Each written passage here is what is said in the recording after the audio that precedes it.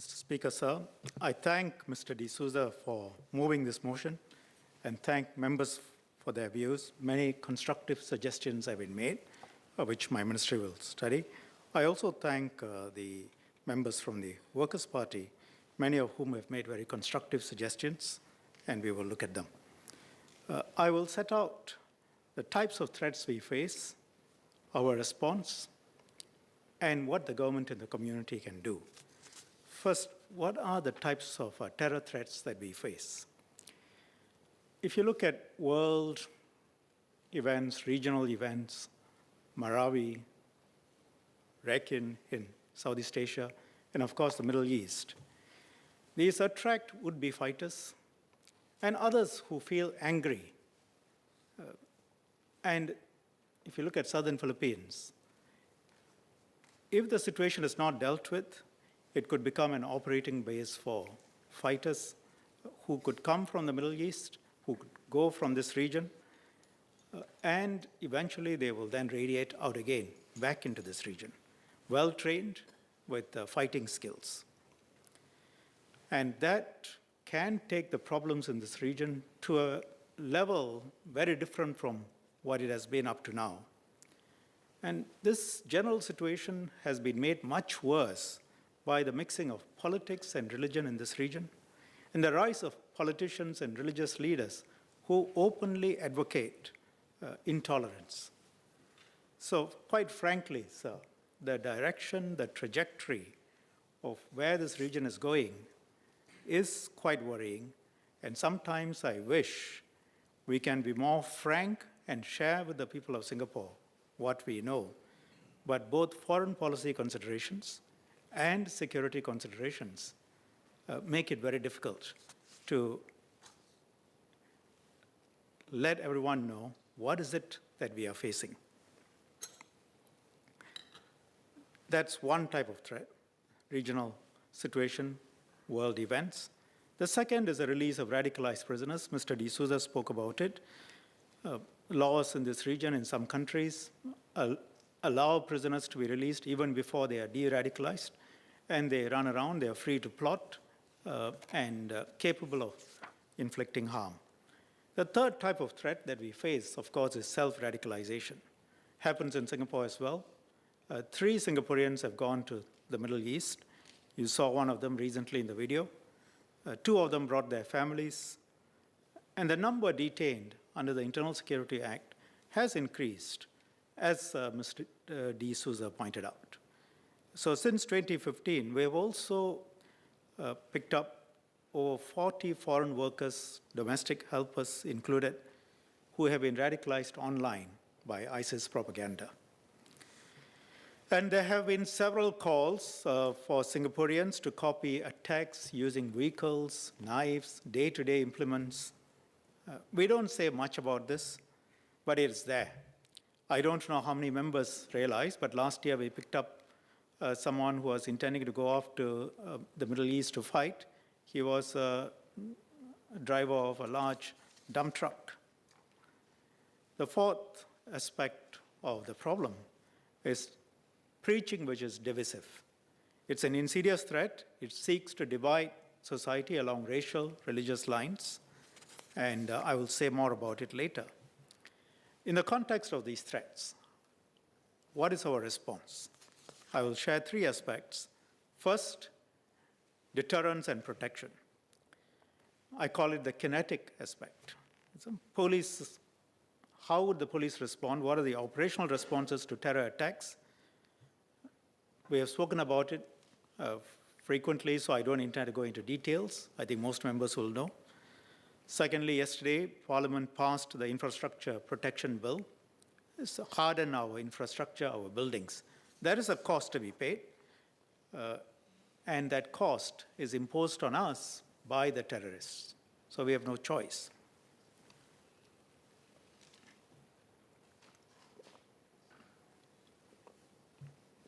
So that's the first aspect of response. The second is the community response, both to help prevent an attack and when an attack occurs, to deal with the aftermath. Community must, of course, first of all, be made aware of the threats to the extent that we can make them aware of it.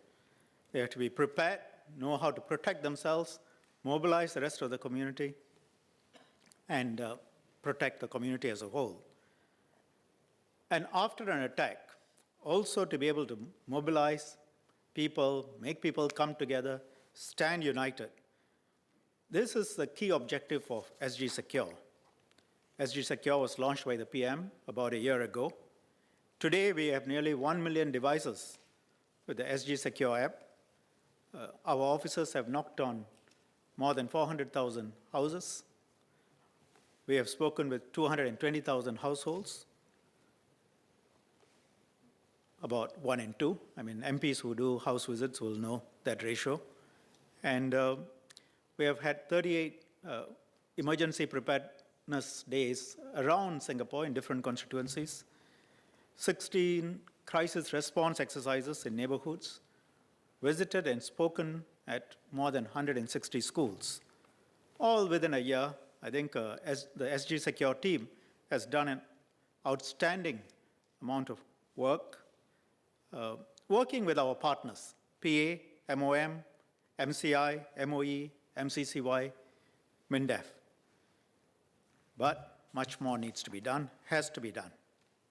So in the context of speaking about communities, how do we deal with workplaces? Ms. Tana spoke about this, the importance of ensuring that companies are ready. I agree, we are trying to do so. We have enhanced the BizSafe framework to help businesses to be prepared in the case of an attack. We are encouraging companies to develop contingency plans if their premises come under attack. We have arranged for CT seminars. We use the safety and security watch groups. This is focused on the members and employees. Last week, DPMTO launched the SG Secure Guide for workplaces. By early next year, 150,000 of these guides would be sent out to workplaces. It's a partnership with MOM. MOM is taking an active role in this. Third, social media influencers. Mr. Desmond Chu spoke about the importance and need for influencers to be part of the first responders when an attack happens. We entirely agree. MHA and MCI are engaging these high-profile influencers to reach out to different segments of the community when an attack happens. Next, we have to also consider building resilience in the community. After an attack, society needs to pull itself together, stay united. Mr. D'Souza called this winning the psychological battle. This is a key part of the SG Secure work. Several MPs have made this point. A united community is a key factor in defeating terrorism. If you look at other countries, recent experience shows, once there is a terrorist attack, then there is heightened suspicion amongst communities. In the current climate, that almost inevitably means Islamophobia. London police collected data after the London Bridge attack this year. They noted a 5-fold increase in Islamophobic attacks. I think if you try and strengthen trust after an attack, it is too late. We need to strengthen cohesiveness, our unity now, and do what we have been doing and add on to it. As MPs have emphasized, this means going back to one of the fundamental principles of our society, which is multiracialism. Let me spend a little bit of time on this because this is, in some ways, the essence of what I'm going to say. Let's recall what Mr. Lee Kuan Yew said at independence, and I quote, "We are going to have a multiracial nation in Singapore. We will set the example. This is not a Malay nation. This is not a Chinese nation. This is not an Indian nation. Everybody will have his place, equal language, culture, religion." It's moving, inspiring, determined. That was the Singapore we worked for. That is the Singapore we want. and that is a Singapore we must work for. Useful to consider in context, Dr. Martin Luther King's famous "I Have a Dream" speech. That speech, as many of you might know, was made in 1963, 2 years before Mr. Lee spoke, but I think we can say it in the same time frame. To quote a few key parts of that speech, Dr. King said, "I have a dream that my 4 children will one day live in a nation where they will not be judged by the color of their skin, but by the content of their character. I have a dream that one day little black boys and black girls will be able to join hands with little white boys and white girls and walk together as sisters and brothers." Dr. King said this in an America where a judge had said in 1965, and I quote, "Almighty God created the races white, black, yellow, Malay, and red, and he placed them on separate continents. The fact that he separated the races shows that he did not intend them to mix."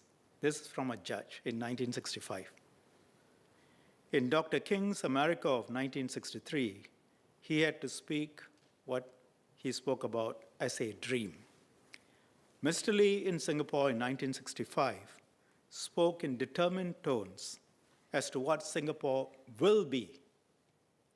It was a vision for which we were thrown out of the Federation. 50 years later, it has become more of a reality. It is a reality we have worked for these 50 years. It is not a perfect reality, but we are on the right path.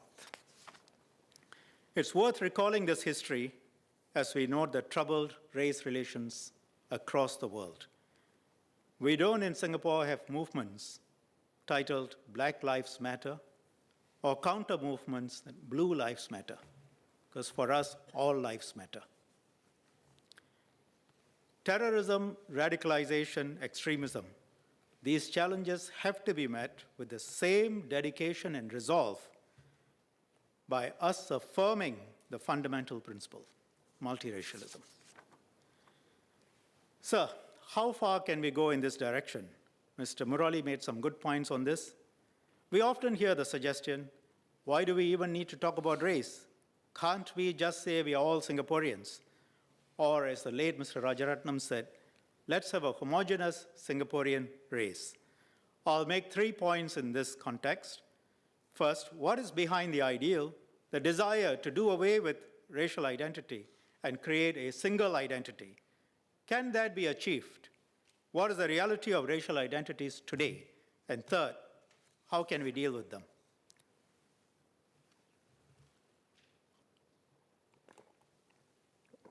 First, this idea of trying to do away with our individual racial identities. Can this be achieved? Many have thought this not possible. For example, Du Bois, and I quote, "He who ignores or seeks to override the race idea in human history ignores and overrides the central thought of all history." Mr. Rajaratnam would, of course, have been aware of this when he formed his own views. And Mr. Raja took a different view, a noble ideal. Looking at current trends, the kind of centrifugal forces that societies face, including Singapore, online, the different pulls and pushes, I think many will agree it's going to be challenging to achieve a homogeneous race of Singaporeans in the near term. I think what we can realistically achieve is a strong national identity, a Singaporean identity, which will overlay our separate racial, religious identities. And that framework can create a vibrant society. Second, what's the reality of race relationships today? Let me again, in this context, quote President Obama as to how he had seen it during his own journey. And I quote, "The emotions between the races could never be pure. Whether we sought out our demons or salvation, the other race would always remain just that, menacing, alien, and apart." I quote this to show, even in the country that is often held out as a model of democracy, how a successful African American, a future president, saw race relationships at one point in time. For us in Singapore, I think it is safe to say we have generally moved quite far from seeing another race as menacing, alien, and apart. That's the measure of our success. How have race relationships changed in the US in the course of the Obama presidency? New York Times CBS did a poll in April 2009, a few months after he took office. 65% of Americans regarded race relationships as generally good. This was 100 days after President Obama's inauguration. Of them, 59% of African Americans, 65% of white Americans thought race relationship was good. The same poll done 7 years later, July 2016, last year, 69% of Americans believed race relations were generally bad, with only 26% thought they were generally good. That was a 40% drop between 2009 and 2016. That's a reality in most places. The fault lines are difficult to deal with in many countries. How can we deal with racial, religious fault lines? We have never believed that laissez-faire approach in creating a national identity, a multiracial society will work. We were activists in this respect. We have had an active policy, an activist policy of fostering religious interracial harmony. Many examples: ethnic integration policies, several MPs have spoken about it, building up of our neighborhoods. Dr. Tan raised the need to ensure that we have sufficient interaction in spaces in new HDB estates. HDB, when they design, they safeguard spaces where the communities can gather. New block designs, additional areas for interaction beyond the void deck, example, precinct pavilions, 3-generation playgrounds, rooftop gardens, dedicated spaces like community centers for people from different races to gather, bond, our national school system with English as a medium of instruction, national service. In fact, we are often accused of being too interventionist and too focused on race. But I don't think one can be too interventionist in this context. And it is useful to see what is now being said in other parts of the world with regard to race relations and integration. Let me quote Prime Minister Theresa May, June of this year, and I quote, "There is, to be frank, far too much tolerance of extremism in our country." I think some people will hold up Britain as a model of free speech, as the kind of country that perhaps achieves a good balance between being too strict and being too lax. But this is what the Prime Minister had to say. "Our country needs to come together to take out this extremism, and we need to live our lives not in a series of separated, segregated communities, but as one truly united kingdom." Has Britain gotten it right, the balance? Have we gotten it right? Are we repressive? In May 2017, she said, "There is a role for government to help people and build up organizations in society to promote and defend Britain's values and stand up to the extremists who want to undermine our values and impose their twisted beliefs onto the rest of us." If you go to Germany, Chancellor Merkel said German attempts to create a multicultural society had, I quote, "utterly failed." She was very frank. Since the 1980s, many Turkish families, citizens, moved to Germany for work. They stayed in Germany, they started families. The assumption was that the new immigrants settling in Germany would, over time, naturally assimilate themselves. But what in fact happened was creation of parallel, isolated societies. German government is now playing a more interventionist role. We have been fortunate that 50 years ago, our leaders had the foresight to deal with this problem without being clouded by ideology. They were practical, they were focused, and their ideology was, we want everybody to be together, which is a noble ideology. Other countries' experience reminds us that we have to continue to build on the strong foundations that our country has had. And we have to continue to be activists. Ms. Sun Xueling cited the Pew Research Center study on religious diversity. Singapore is ranked top amongst 232 countries. Mr. D'Souza cited several studies. I'll say this though, I'm usually careful of such studies and reports that rank us sometimes at the top and sometimes at the bottom. You need to check the methodology and the people who do these reports. For example, if I could digress and make a point here, RSF, Reporters Without Borders, ranking on press freedom. I've spoken about this before in 2009. In 2008, RSF ranked us 144 out of 173 countries, below Guinea, Sudan, Pakistan, amongst others.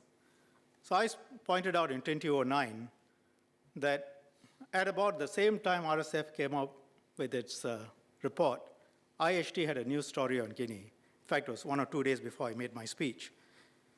And IHT said people were being gunned down by a brutal military junta. Women were being raped on the streets.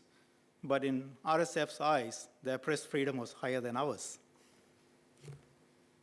And RSF, of course, continues to rank us poorly. In 2017, ranked us 151 out of 180 countries, below countries like Guinea, again, Gambia, where journalists were detained, media outlets shut down, internet disconnected, international phone calls banned last year, South Sudan, where it was described as having one of the world's most serious refugee crises, suffering the effects of a devastating civil war.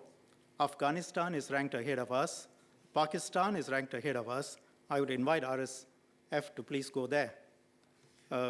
So we have to be discerning about these rankings and how they are done and what are the political objectives behind them. And sometimes ignore them when they are patently false and not hold them up as a mantra.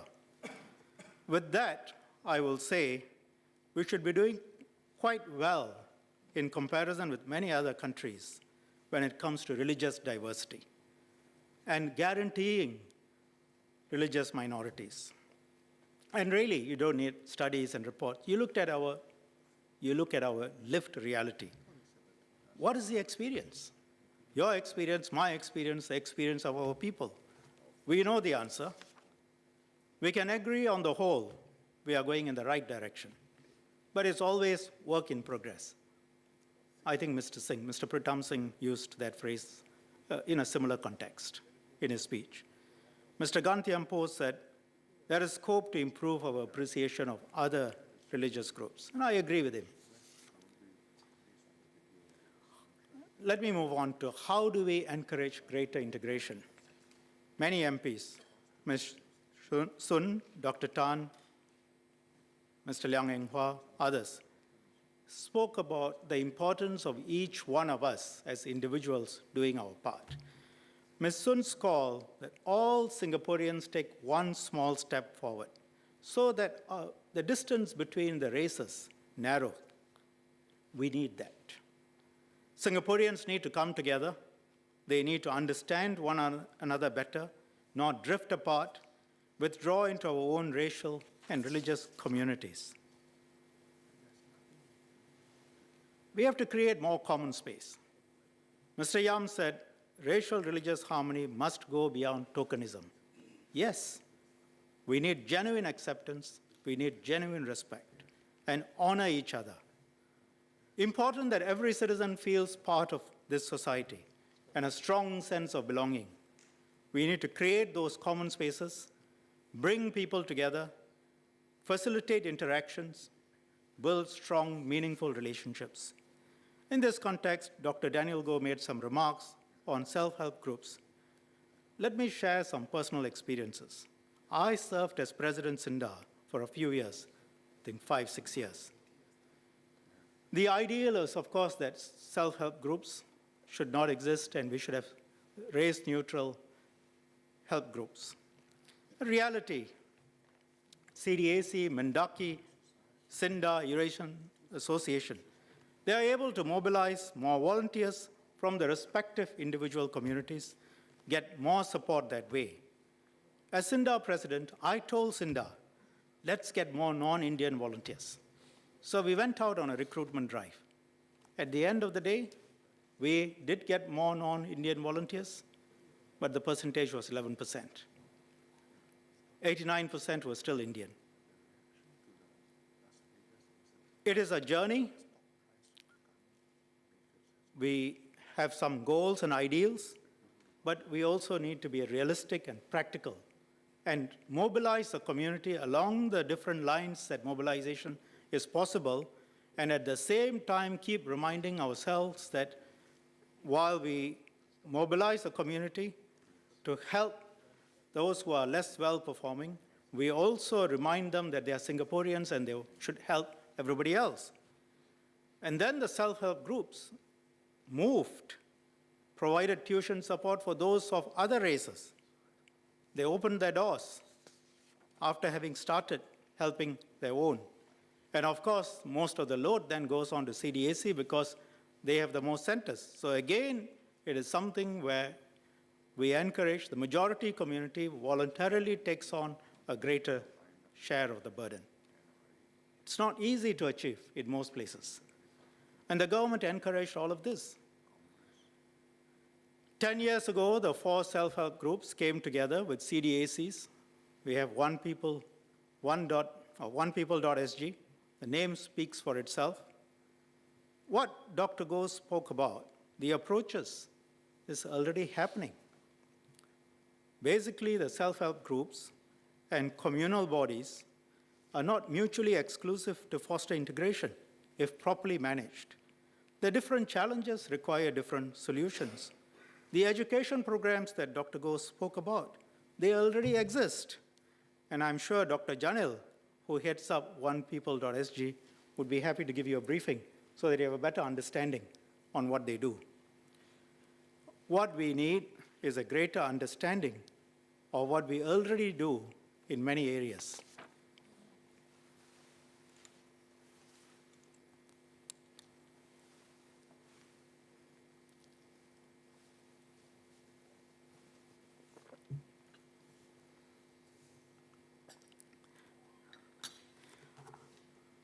Mr. Pereira acknowledged that we are not a fully race-blind society. I think that's acknowledging the obvious. CNA surveys show this last year, this year. Other surveys show that. There is a line between the races. So we might as well acknowledge that and then try and build bonds, a common identity. He made a number of other points about, for example, playing in common corridors. That, as I mentioned earlier, was a deliberate government policy. Build the HDB estates in a way which integrate people. He also made a number of general statements as I listened, and they seem to be almost everything that we're already doing. For example, have some controls on speech relating to race and religion, and at the same time also create some space for talking about them. Indeed, I'm happy member sees it that way. That's what we are doing. And he said repression is not an answer. Exactly. And I can assure him and everybody else, like he quoted, Saddam Hussein is not a model for this government. In Iraq, what you had is a minority suppressing the majority in the first place, quite brutally. And now what is being suggested is that the minorities are being oppressed. That's not a model for us. Neither is Marshal Tito a model for us. Our model is the governance that Mr. Lee Kuan Yew, Dr. Goh Keng Swee, Mr. Rajaratnam, and others provided. That is the model that we have taken. And that model, for example, allowed the member, person from a minority community, to go from a rental flat, playing with other races, with a deliberate government policy, to top schools, and then to Oxford. And I believe the state paid for most of that. So in a sense, Mr. Pereira, you symbolize the success of Singapore's multiracial approach. So I agree with all the broad concepts and the general points that you made, but governance has to go beyond generalities. You have to build the integrated communities in HDB estates. You have to make sure your schools are open for all races. You have to have the NS system. The hallmark of our predecessors was to take the general ideas and then successfully convert them into practical steps. And if we want to change any of that, let's have a care. And members said we need to focus on the day-to-day. Yes, we do. And I believe I've explained that. At the same time, let's not forget, symbolism and seats of power matter. For example, if every cabinet minister and every member of this House was from one race, I think it would be a very different matter, wouldn't it? I think member accepts that because he accepted that multiracialism is necessary in the corridors of power as well. And as for the point that the cure must not be worse than the disease, again, I accept that. It's a general statement. But also remember, there are some aspects of the disease that look pretty terrible, like Iraq, like the massacres in the former Yugoslavia, like Syria. So we share the same aspirations. We need to convert those aspirations into practical realities in a way which is doable in the context of Singapore. Ms. Rahayu spoke about the Muslim-only laundrette in Johor. Narrow-mindedness in the name of Islam seeks to drive a wedge between Muslims and non-Muslims. The owner was asked to stop those discriminatory practice, or shut down. We would not want something like that in Singapore. The tendencies and the risks are there, and we need to guard against them. And I agree with some of the points made in this context by Mr. Pritam Singh and Mr. Faisal Manap. Mr. Singh said neighbors willing to be open-minded, live and let live attitude precisely. That's what we need to encourage. And Mr. Faisal Manap talked about open-mindedness and respect for the differences of people and national values, precisely. Next, let me move to religious teachings. It is also a problem if a religious teacher tells his followers that they cannot make friends with people of other faiths or employ them. Mr. Speaker, sir, in this context, may I seek your permission to show a video, please? Proceed, please. Thank you. Now people are asking us, I want to give a gift to this man and to that man. Can I give a gift? It is the occasion of Christmas. And I want to give a Christmas gift to my friend. And we tell them, my brother and my sister, let me explain to you logically. You have chosen to be a Muslim. Muslim means one who worships Allah alone and considers association of partnership with Allah as the highest form of blasphemy. Do you understand? So if you're a Muslim, you believe in Allah alone, and any association of partnership with Allah is the highest form of blasphemy. So if it is the highest form of blasphemy, when people have considered someone a son of Allah, and the Quran tells you, تَكَادُ السَّمَاوَاتُ يَتَفَطَّرْنَ Allahu Akbar. Allahu Akbar. The skies are about to rip apart because of the statement statement that they have uttered. Allahu Akbar. If you look at Surah Maryam, towards the end, Allah subhanahu wa ta'ala makes mention of a powerful verse. He says, how could they have said that I have a son? And they are insulting Allah by saying that Allah has a son. The earth would like to crumble and the sky would like to split because of the seriousness of that crime. And yet we want to take a gift and say, have a happy day associating partners with Allah. You understand why, as Muslims, it would be wrong for us to take a gift? We are taking a gift and saying, my brother, you have associated partners with Allah. Allah says it is the biggest blasphemy against Him, but take this gift, it's okay. From me, I'm a Muslim. Allahu Akbar.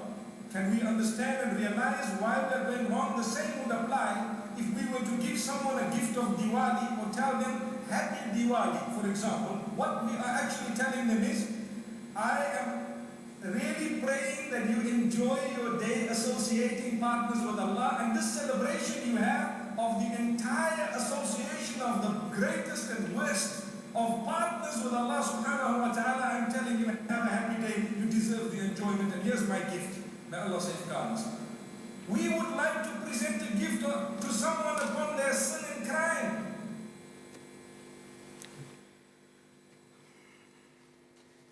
This religious leader was originally from India, is in Zimbabwe. He used to come to Singapore regularly to preach. 2 years ago, we banned him. There was some unhappiness, but I think members will understand why. It is the biggest sin and crime to wish, for a Muslim to wish a non-Muslim Merry Christmas or Happy Deepavali, and I suppose the same goes for Happy Chinese New Year. This is dangerous. Divisiveness, so our common space will shrink, and different segments of the community will drift apart. So we make no apologies for taking that approach, banning that, because we cannot allow this sort of preaching to take hold in Singapore and gain followers. Taken to the extremes, such preachings can have very serious consequences. For example, in 2016, a Muslim shopkeeper in Glasgow was stabbed by a fellow Muslim to death a day after he put out a Facebook posting wishing customers Happy Easter. We need to be careful about foreign preachers who may not understand our context. I agree with Mr. Faisal Manab that religious teachings must be aligned with our national values. Our religious bodies do draw on religious thought, religious leadership from abroad. For example, MOIS has a distinguished visitors program. Many distinguished Islamic scholars come and share their experiences. Likewise for other religions. And that is to be welcomed. We do not say no to that. But important to be clear on the practices which will not work here, and we have to be careful that we do not import the religious conflict from other countries, even as we sympathize and offer help where appropriate. Mr. Pritam Singh said our first loyalty should always remain to Singapore, even if our common sense of humanity makes us feel for the plight of others in conflicts overseas. And I fully agree. We have to be careful not to import those religious conflicts here. Mr. Yam, Ms. Sun, other MPs have said, our Muslim community has taken the lead.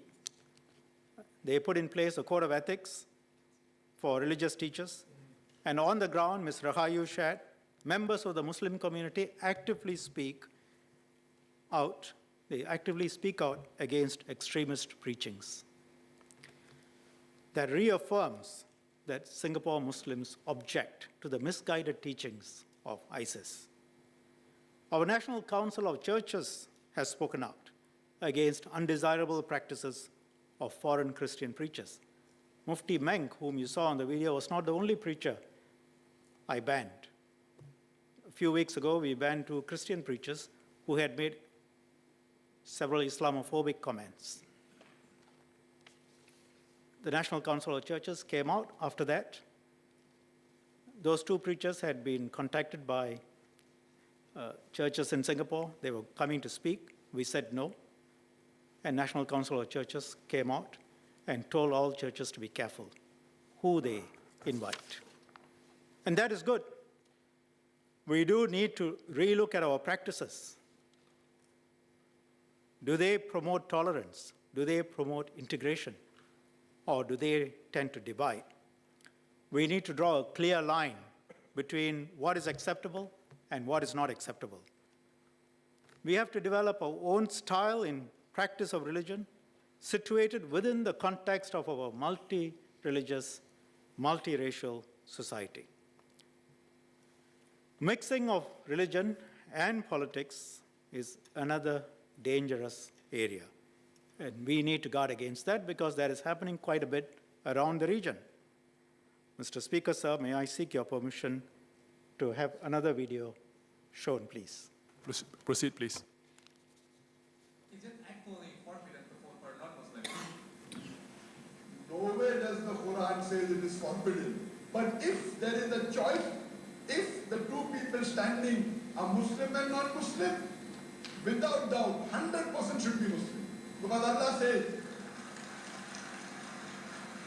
Allah is very clear-cut in Surah Ma'idah, chapter 5, verse number 51, that let the believers not take the Jew or the Christian as the awliya. The Arabic word awliya means friend, protectors, or helper.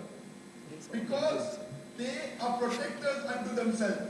And anyone who does that becomes one of them. So if you choose a Christian or a Jew, Allah said you will become a Christian or a Jew. No, heading towards being bigger. This is Dr. Zakir Naik, who will not come to Singapore. But you can assume that Mufti Menk and Dr. Naik are all around the region preaching, and their videos are available. Many people go and buy them, including Singaporeans. But such is what's happening. And they are feted and welcomed for their viewpoints. So you can imagine, you can have a sense of what is happening in this region.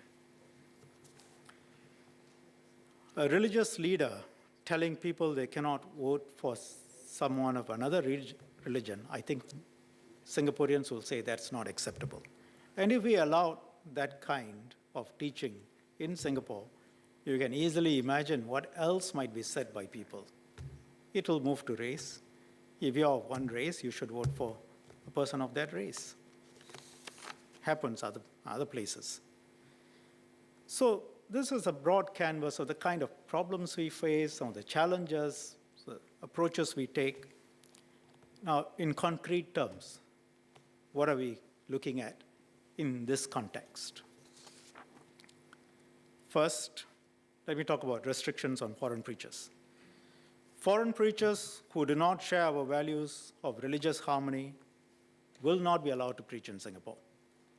I spoke about their possible influence earlier. We cannot, such an open society, avoid being influenced by external developments. But we have to try our best, insulate ourselves from overseas events, foreign doctrines, which can do us serious harm.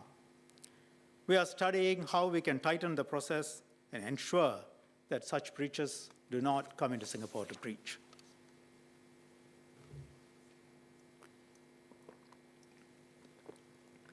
Second, hate speech. The social media emboldens. Some people say terrible things, evil things. Mr. Murali, Mr. Desmond Chu said such comments have the potential to inflame emotions, can go viral. There are laws today, we have used them, studying whether we need to move more quickly, more options to deal with this particular issue appropriately, decisively, when there is hate speech. Third is prevention of radicalization. Mr. Murali and Dr. Intan spoke on the importance of community actors, parents, spouses, teachers, youth playing their part. and whether someone close to them is showing signs of radicalization. There were constructive suggestions on how we can support these people to help. Dr. Yaqub has highlighted some of the current initiatives. We will study the suggestions, see how we can support them further. Fourth, Islamic College, Dr. Yaqub spoke about this. The Singapore Islamic College, when set up, can train a new generation of religious teachers who understand our multi-religious, multiracial context. And we support what Dr. Yaqub has said. Fifth, dealing with segregationist teachings. Our religious groups, our leaders, are generally very supportive of our efforts to build and maintain religious harmony in Singapore. They know how important it is that our religions coexist harmoniously, why we need to maintain our common spaces. Religion can and has been a source of strength for our society. But we must also watch out for exclusivist, intolerant practices, because that can deepen our fault lines and weaken our entire society. And I spoke earlier about this. So we are reviewing the Maintenance of Religious Harmony Act and to see how we can best deal with this issue. Mr. Speaker, sir, since 1965, we have come very far in terms of integration. But I think everyone will agree we have not arrived, and one never knows whether there is such a thing as having arrived. Singapore's approach, as I have sketched out, is to build a Singapore identity that can accommodate diversity and celebrate our different racial and religious identities, whilst at the same time creating a broad common space that we all share as Singaporeans and builds our sense of solidarity as one nation. That's an ongoing journey. It has to be continuously adjusted, refined, as circumstances evolve both locally and internationally. In that context, the stronger religiosity that we have been experiencing across all religions is a source of strength as long as we get the framework right. And we have to pay close attention to this. Almost 15 years ago, I spoke in this House during the debate on the white paper following the JI arrests. And I shared my view that it is an ideological battle that has to be won. And it's incumbent on all of us as Singaporeans to first reach across racial lines, to build stronger ties across communities, ties that bind us more closely. That is the only way to cut terrorism from its base. We have to win the fight for hearts and minds. And I said then, each of us must take a deep and honest look at ourselves, examine our attitudes, mindsets towards our Muslim brothers and sisters, and ask in our heart of hearts, do we respect and value them as Singaporeans and accept them as equals? Or are we just being superficial and politically correct? Are we showing them with sincerity that we genuinely want to build deep links? That is vital. That will define where our society is headed, and that will determine whether we are able to come together as one people to celebrate the rich diversity amongst us and be the stronger for it, or be divided by the differences and allow suspicion and negativity to tear our society apart.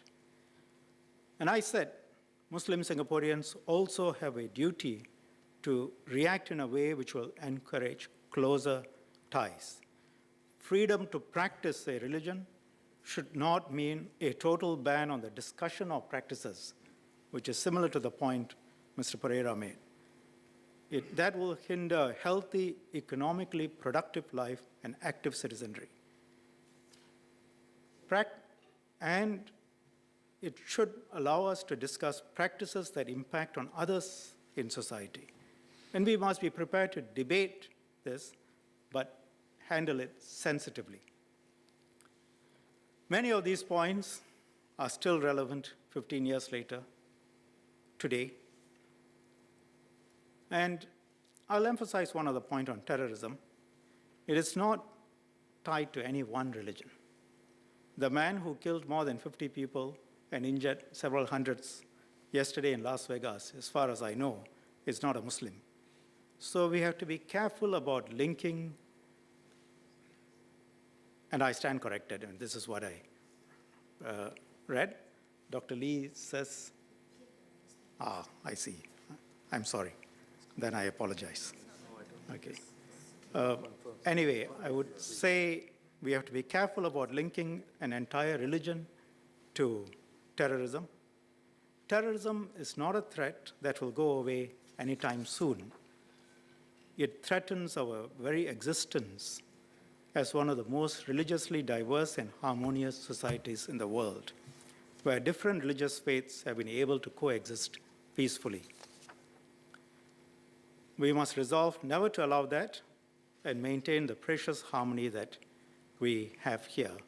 And as to the religious identity of that man, I based myself on what I read earlier in the morning, but I stand corrected. Maybe I should say I do not know. Thank you, sir.